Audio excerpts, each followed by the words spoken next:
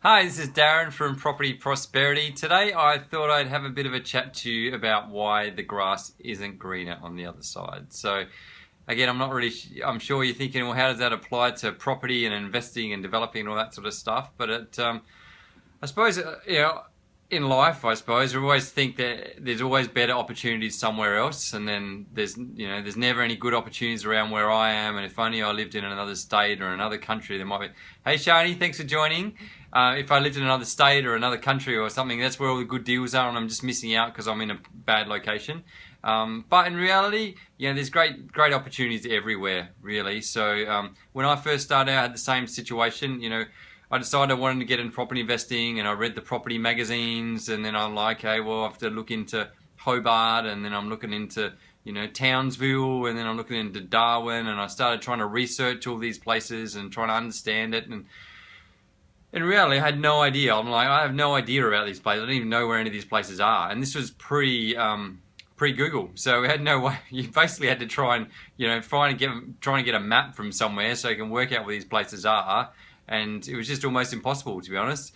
And then I'm like, well, that's too hard. So what I'll do is maybe the good deals have to be, maybe if they're going to be a long way away. So maybe hopefully not so far. So maybe I'll look at maybe in the mining towns, because that was meant to be a really good place to invest. So went up and drove around Whyalla and Roxby Downs and all these places. But again, really, in reality, I didn't really understand the area up there, and I could sit there and try and work it out, but at the end of the day, I'm not really a local.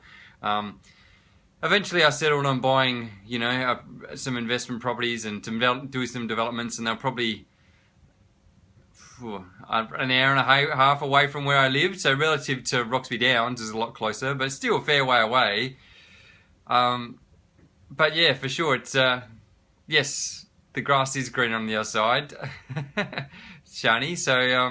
So basically for me, so I kept trying to look somewhere else as the great opportunities, when in reality, as the more experience and the more knowledge I got and the more developments I did, I just started finding out there was opportunities everywhere. And the crazy thing is, after years and years of doing developments, I started doing developments closer and closer to home, just because I couldn't be bothered driving.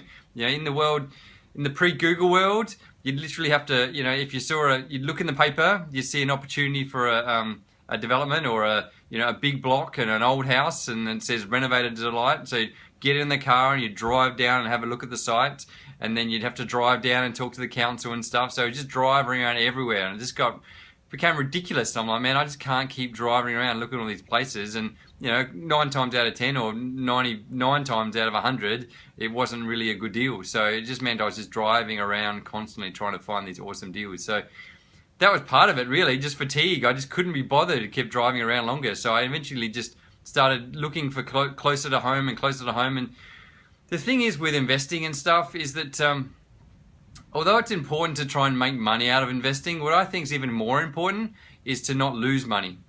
And the crazy thing is, this is something, I've just learned over time as well, is that, by ignoring the whole grass is always greener and looking closer to home, the chances of losing money when you're doing an investment or a development close to home is so much lower, because you know the area. If I was to ask you, what your neighbour's house is worth, you don't have to get onto RP data and do all this research and trying to work out the comparable sales and blah, blah, blah. You have a rough idea, because you know what your house is worth probably, and you have a rough idea what their house is worth, because people keep an idea on what their own market's doing, I suppose. Where if I asked you what an apartment in Townsville is going to sell for, you wouldn't have a clue. And you could try and get on there and you can try and do some research and stuff. But at the end of the day, you're not a local. You don't really know. You're just taking a guess.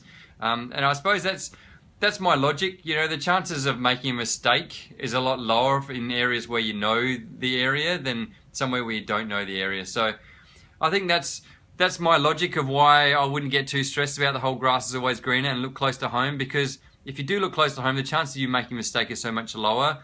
What will happen over time as you build up skills and knowledge and experience, you just get better at what you do. Your eyes are going to open up to heaps of opportunities, and you're just going to see them everywhere. It's just like, the whole thing, when you buy a red car, suddenly you see everyone's got a red car. It's just the same sort of thing. When you start doing developments and you start doing, seeing all these, you do one development, you do another development, you see these opportunities that just pop up. And before you know it, down the end of your street, you're doing developments, within a kilometre of your house and stuff. So So that's my advice today. Don't always have to look for somewhere else. There's amazing opportunities close by, and it doesn't have to be, you know, don't know. It's not necessarily just location, but also time. It's always, you know, oh man, if I only done something 10 years ago, you know, the best time to do things is right now at the end of the day, because now is the only time we can control. And there's always opportunities out there. Yeah, you just got to be out there with your eyes open, ready to take advantage of it. And if you're a person living in Adelaide at the moment, we're in an amazing situation as far as we've got really low interest rates. There is a bit of a negative sentiment of the market, so there's not a lot of developers out there doing a lot of stuff, not a lot of people out there buying things at the moment. So that means there's some really good deals out there that you can buy at pretty cheap rates, and then you can actually buy it and develop it and sell it and pretty much make money straight away, which sometimes when the market's really hot, it's hard to find deals like that. Whereas at the moment, there's some pretty amazing deals out there. So, you know, we're lucky at the moment. Adelaide's a pretty awesome place to be investing right now. You know, things change over time, but at the moment, it is a pretty good place to be investing. So, so yeah, if you're thinking a bit down and you're thinking, oh man, if I was only somewhere else and I could look at all these great opportunities, you know, just open your eyes up, because there's amazing opportunities out there right now. So, and I'm sure you can take advantage of it. And if you've got any questions, or you're something you're not sure about, or you want to run something by, then feel free to send through a question or a comment. I'm happy to answer any questions you may have. And if you like what I've had to say, then click on the like button. If you haven't liked what I say, then click on the like button too, and maybe I'll try a bit harder for next time. And if you think someone might get some use out of this, click on the share button. And I look forward to chatting to you guys again soon. Thanks guys, bye.